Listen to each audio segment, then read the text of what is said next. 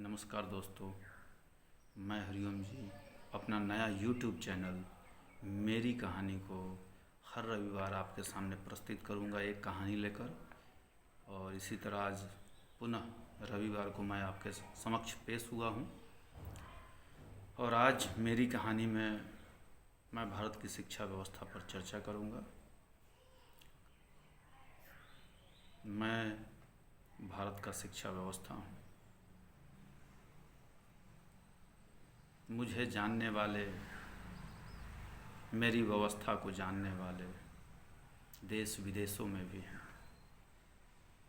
इतिहास गवाह है कि अगर 17वीं शताब्दी से पूर्वार्थ अगर हम चलें तो हम यह देखेंगे कि पूरे विश्व से विद्यार्थी भारत में शिक्षा ग्रहण करने आते थे।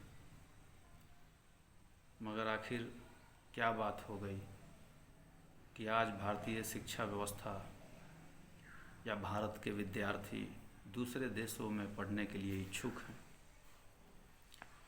दोस्तों, मैं थोड़ा आपको इतिहास में लेकर चलता हूँ।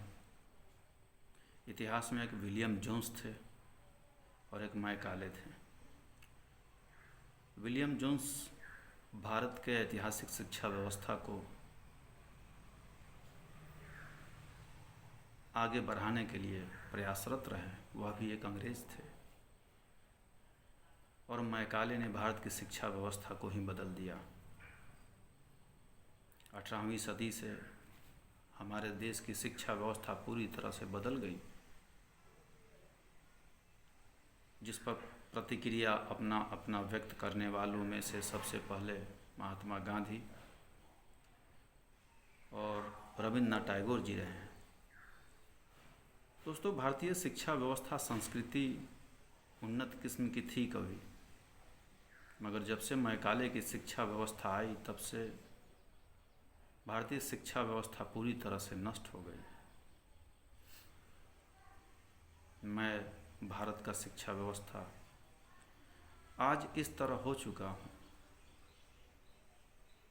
कि मुझे बैसाखी की आवश्यकता पड़ रही है। मैं वही शिक्षा व्यवस्था था जहाँ पूरे विश्व के विद्यार्थी मेरे प्रांगण में शिक्षा ग्रहण करने के लिए आया करते थे। मगर विदेशी जिन्होंने पहले व्यापार करने के लिए भारत में प्रवेश लिया और उसके बाद धीरे धीरे अपने पैर पसारे और मुझे तहस नहस कर दिया। मैं विलियम जोन्स को बोलूं, धन्यवाद दूं, या वही अंग्रेजी रूपी अंग्रेज मैकाले, मैं उससे लड़ूं। मगर लड़ने से मुझे अब क्या फ़ायदा। मैं 16वीं शताब्दी तक विश्व के हर विद्यार्थी को ज्ञान देने में सक्षम थे। मगर आज के समय में, या जब से मेरी व्यवस्था मैकाले ने बदल दी, उसके बाद मेरी स्थिति अलग हो गई। मैं भारतीय संस्कृति से हट गया। मैं अपनी संस्कृति को बचाने का बहुत प्रयत्न कर रहा था। जब से मैकाले की शिक्षा पद्धति आई, रविन्द्रनाथ टैगोर जी कहे थे, मैकाले की शिक्षा व्यवस्था सिर्फ लिखने और पढ़ने रटने के लिए है। मगर भारत की शिक्षा व्यवस्था संशोधन, संस्कृति, तकनीक, विरासत में थी भारत के पास। मेरी शिक्षा व्यवस्था अन्य कई देशों के विद्यार्थियों के उज्जवल भविष्य बनाती थी। मगर मैकाले की शिक्षा पद्धति ने मेरी स्थिति को नेस्तो नाबूद कर दिया। मैं अब क्या करूं, किससे कहूं। मैं वहीं थी नालंदा में, तक्षशिला में, जहां मेरे प्रांगण में शिक्षा ग्रहण करने के लिए अनेक विद्यार्थी आया करते थे। मगर आज मेरा परिवेश, मेरी स्थितियां दयनीय हो चुकी है। मैं अब अपने इतिहास में ढूंढ रहा हूँ अपने आप को। मैं भारत का शिक्षा व्यवस्था आज दुख से भरा हूँ, परेशानियों से जूझ रही हूँ। क्या यही स्थिति मेरी आने वाले समय में भी रहेगी? मैं अफसोस तो नहीं कर सकती, मगर क्या करूँ। मैं भारत की शिक्षा व्यवस्था हूँ। मुझे घमंड था कभी कि चीन से विद्यार्थी हमारे प्रांगण में पढ़ने के लिए आया करते थे। विदेशों से वियतनाम, कंबोडिया, थाईलैंड, इन जगहों से मेरे यहाँ विद्यार्थी पढ़ने के लिए आया करते थे। मुझे अपने आप पे नाज था, मगर आज मैं अपनी हालत पे रो भी नहीं सकती हूँ। आज मैं काली की शिक्षा व्यवस्था पूरे भारत में इस तरह से फैल चुकी है, मुझे अपना रास्ता दिख नहीं रहा है। हाँ, रविन्द्रनाथ टैगोर जी ने शांति निकेतन बनाकर मुझे ढूंढने का प्रयास जरूर किया। हाँ, महात्मा गांधी ने भी मुझे ढूंढने का प्रयास बहुत किया, मगर मैं काले बादलों के बीच में फंस चुकी हूँ। चारों तरफ काले बादल मेरे आसपास में घिर चुके हैं। मैं तो इतिहास और विश्व को जोड़ने का काम करती थी। विवेकानंद जी मेरे प्रचार प्रसार और मेरे अध्ययन से ऐतिहासिक पुरुष बने। रविन्द्रनाथ टैगोर मुझे स्मरण करके अपने आप को विश्व में विख्यात किया। महात्मा गांधी, बहुत सारे ऐसे ऋषि मुनि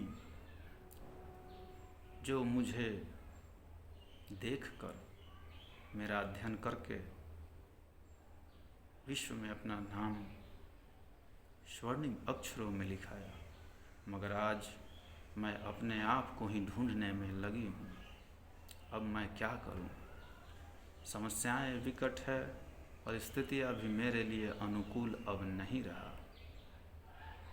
अब शायद ऐसा लगता है कि मैं अपने आप को पूरी तरह से खो दूँगी। मुझे अफसोस है कि आज मैं भारत की शिक्षा व्यवस्था हूँ। मुझे अफसोस है कि मैं पहले कहाँ थी और आज धूल में मिट चुकी हूँ। मुझे बदलने का कोई प्रयास भी मेरे अपनों द्वारा नहीं किया जाता।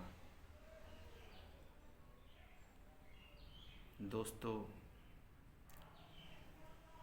क्या फिर कभी ऐसा समय नहीं आएगा कि मैं अपने आप को फिर से पुनः इस धरती पर, इस पृथ्वी पर आ सकूं? क्या ऐसा कोई नहीं है जो मुझे याद करता है, इसलिए कि मैं भारत की ऐतिहासिक शिक्षा व्यवस्था थी?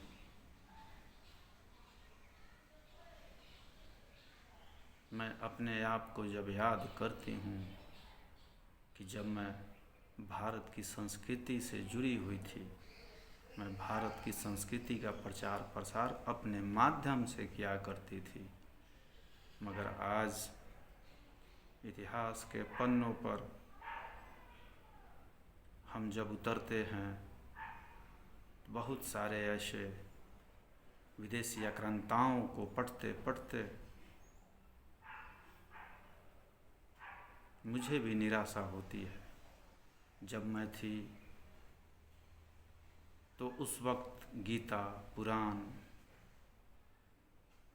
वेद, इन सभी पुस्तकों का महत्व बहुत ज़्यादा था, मगर आज जब मैं आज के शिक्षा परिवेश में अपने आप को ढूंढती हूँ तो मुझे मोहम्मद गौरी, महमूद गजनवी, इल्तुतमिश, कुतुबुद्दीन ऐबक, बाबर,